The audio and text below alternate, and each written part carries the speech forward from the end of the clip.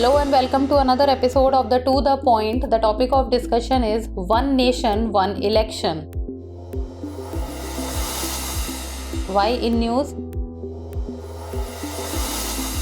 According to a news report, the BJP-led NDA government will implement One Nation, One Election within its current tenure. A high-level panel headed by former President Ram Nath Kovind in March 2024 recommended simultaneous elections for the Lok Sabha and state assemblies as the first step, followed by synchronized local body polls within 100 days.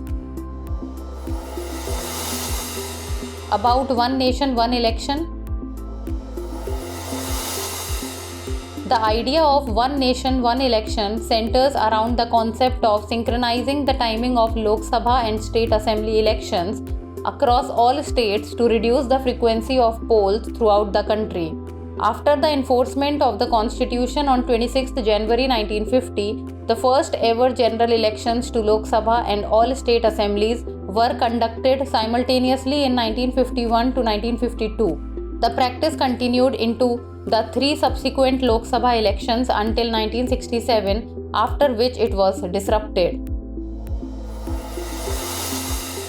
About constitutional amendment required for One Nation, One Election. The simultaneous polls would require amendments in at least 5 articles of the Constitution. Article 83 relating to the duration of Houses of Parliament, Article 85 relating to dissolution of Lok Sabha by the President, Article 172 relating to the duration of the state legislatures, Article 174 relating to dissolution of the state legislatures, and Article 356 relating to the imposition of President's rule in states.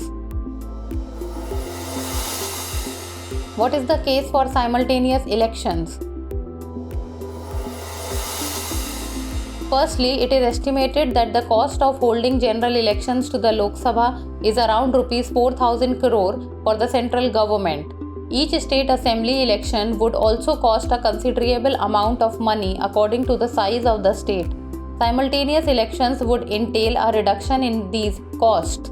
Secondly, there are at least 5 to 6 state elections that happen every year. This results in political parties, including ministers, being in permanent campaign mode, which acts as a hindrance to policy making and governance. Third, administrative machinery in the districts slows down during the election period, with the primary focus being the conduct of elections. Frequent elections every year have an impact on administrative efficiency. Further, the model code of conduct that is enforced during the election process ranges usually from 45 to 60 days, where no new schemes or projects can be announced by the center and concerned state governments. What are the challenges involved?